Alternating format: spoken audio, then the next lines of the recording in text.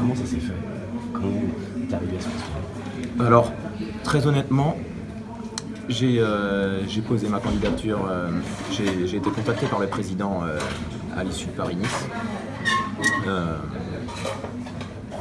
Et donc ensuite j'ai posé spontanément ma candidature de manière officielle par mail, de manière écrite pardon. Et voilà, c'était une volonté de ma part. Je savais que le président m'a dit que le contrat du sélectionneur actuel se terminait à la fin de l'année 2019. Et donc le challenge à partir de 2020 me motivait énormément. Donc, ouais, pour répondre précisément à la question, j'ai fait un acte de candidature spontanée. Ensuite j'ai eu des échanges avec le président. Moi, mon travail, ça sera de créer un esprit collectif irréprochable. C'est-à-dire que je veux pouvoir gagner la confiance du coureur et de son entraîneur ou de son directeur sportif pour que l'image dégagée par l'équipe de France ne soit pas de façade, mais que le collectif soit réel. Celui qui vous dit je vais prendre ces 5 ou ces 9 mecs là et puis c'est bon de toute façon il n'y aura pas derrière à penser, chacun va se sacrifier pour l'autre.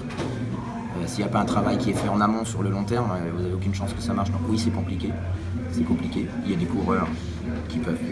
des coureurs qui s'apprécient pas et qui des fois moi j'étais aux côtés de ces coureurs là il y a encore 2 ans sur le vélo.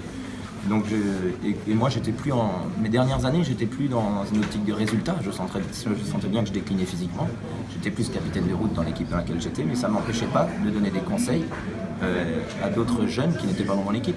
La clé pour moi,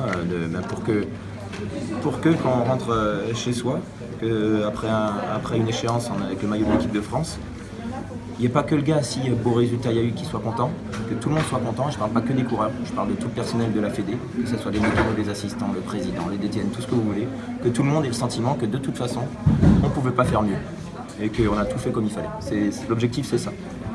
Et si ça se passe bien, que tout le monde, toutes ces parties prenantes que je viens de vous exposer, ait l'impression d'être propriétaire d'un petit bout de la médaille ou du maillot. Pour parler de ma partie, il est clair que pour préparer 2020, j'avais confié au président lors de mes échanges en postulant au poste qu'il était primordial pour moi d'être déjà dans la boucle, on va dire, en 2019. Pourquoi?